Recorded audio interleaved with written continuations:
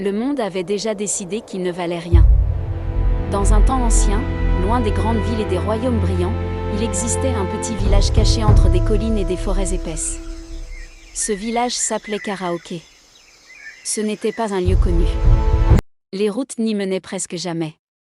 Les voyageurs passaient loin, comme si une force invisible les guidait ailleurs. Mais pour ceux qui y vivaient, Karaoké était le centre du monde. Dans ce monde, tout tournait autour du pouvoir. La magie était partout. Elle coulait dans l'air comme le vent.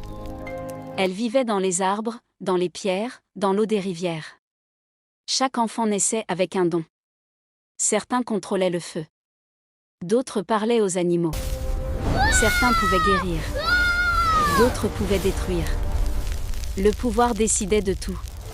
Il décidait du respect. Il décidait du rang.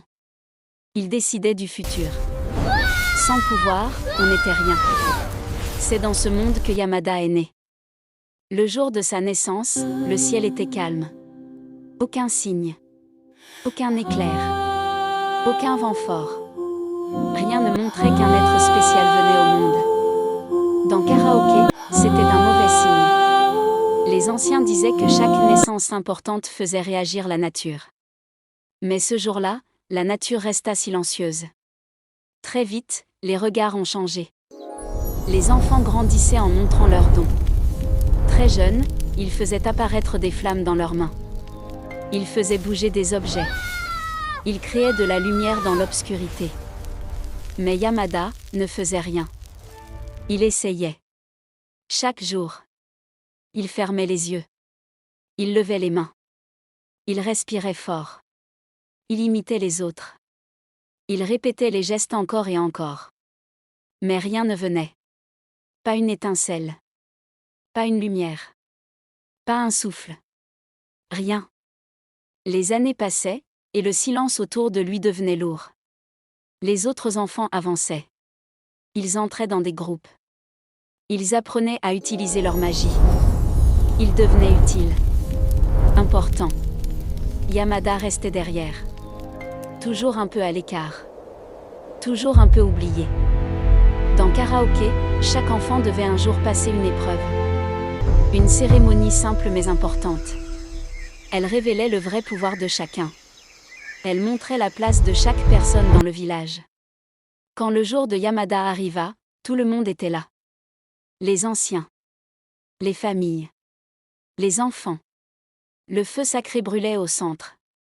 Chaque enfant passait devant la flamme. La magie répondait. Elle montrait la vérité. Quand Yamada s'avança, le silence tomba. Il posa sa main devant la flamme. Il attendit. Le feu ne bougea pas. Pas une réaction. Pas une réponse.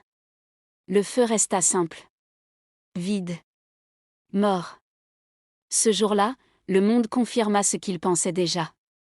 Yamada n'avait aucun pouvoir. Après cette cérémonie, tout changea. Les regards devinrent froids. Les murmures commencèrent. Certains disaient qu'il n'aurait jamais dû naître. D'autres disaient qu'il portait malheur. D'autres encore disaient qu'il était inutile. Dans un monde où la magie faisait tout, être sans magie, c'était être invisible. Mais Yamada n'était pas vide. Il ressentait tout. La honte. La colère. La tristesse. Mais aussi quelque chose de plus fort. Un refus. Un refus simple, mais puissant. Il refusait d'accepter que sa vie n'avait aucune valeur. Alors il commença à observer. Il regarda les autres. Il étudia leurs gestes. Il comprit leurs habitudes. Il remarqua leurs erreurs. Car même avec la magie, il faisait des erreurs. Certains devenaient trop confiants. D'autres dépendaient trop de leurs dons. D'autres oubliaient de réfléchir. Yamada, lui, apprenait autrement. Il apprenait avec ses yeux. Avec ses mains. Avec son esprit. Il courait plus longtemps. Il travaillait plus dur. Il tombait plus souvent. Mais il se relevait toujours. Les années passèrent encore. Et un jour, quelque chose arriva. Une nuit sombre. Sans lune. Le vent était étrange. L'air était lourd. Les anciens sentirent le danger, mais trop tard. Des créatures sortirent de la forêt. Elles n'étaient pas naturelles. Leur forme changeait. Leurs yeux brillaient dans le noir. Leur présence faisait trembler le sol. Elles attaquèrent le village. Les enfants avec des pouvoirs essayèrent de se défendre. Le feu brûlait. La lumière éclatait. Les cris remplissaient l'air. Mais ces créatures étaient différentes. Elles ne réagissaient pas comme prévu. La magie ne les arrêtait pas facilement. Plus les villageois utilisaient leur pouvoir, plus ils semblaient perdre le contrôle. La peur grandissait. Le chaos prenait tout. Yamada regardait. Il voyait quelque chose que les autres ne voyaient pas. Il voyait les mouvements. Il voyait les schémas. Il comprenait que ces créatures réagissaient à la magie elle-même. Plus on utilisait de pouvoir, plus elles devenaient fortes. C'était simple. Mais personne ne le voyait. Personne, sauf lui. Alors Yamada fit quelque chose d'impensable. Il courut vers le danger. Sans magie. Sans protection. Seulement avec son corps et son esprit.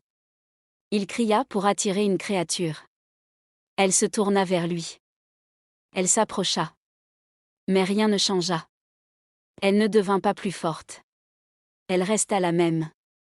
Parce qu'il n'avait aucun pouvoir. C'était sa faiblesse. Mais c'était aussi sa force. Yamada comprit à ce moment précis. Il n'était pas vide. Il était différent. Et dans ce monde, différent pouvait devenir essentiel. Il guida les autres. Il leur montra de reculer. Il leur montra d'arrêter d'utiliser leur magie. Au début, personne ne comprenait. Mais petit à petit, ils virent. Les créatures ralentissaient. Elles perdaient leur force. Le combat changea. Et pour la première fois, Yamada devint le centre. Pas par magie. Mais par compréhension. Pas par don. Mais par choix. La nuit fut longue. Dure. Mais au lever du jour, le village était encore debout. Karaoké avait survécu. Grâce à quelqu'un qui n'avait rien. Les regards changèrent encore. Mais cette fois, autrement. Ce n'était plus du mépris. Ce n'était plus du rejet. C'était de l'incompréhension. Puis, du respect. Les anciens se réunirent. Ils parlèrent longtemps. Car ce qu'ils avaient vu ne pouvait pas être ignoré. Dans un monde basé sur la magie, un garçon sans pouvoir avait sauvé tout le monde. C'était impossible. Et pourtant, c'était réel. Yamada ne devint pas un héros classique. Il ne reçut pas de titre magique. Il ne devint pas le plus puissant. Mais il devint quelque chose de rare. Il devint une preuve. Une preuve que le monde pouvait être plus large que ce qu'il croyait. Une preuve que la valeur d'une personne ne dépend pas toujours d'un don. Une preuve que la faiblesse peut devenir une force. Les années passèrent encore. Et cette histoire se répandit. Lentement. Silencieusement. Comme une idée nouvelle. Certains refusaient d'y croire. D'autres commençaient à douter. Et quelque part, dans ce petit village oublié, un garçon continuait d'avancer. Sans magie. Mais jamais sans valeur. Car parfois, le plus grand pouvoir n'est pas celui qu'on reçoit à la naissance. Mais celui qu'on choisit de construire chaque jour.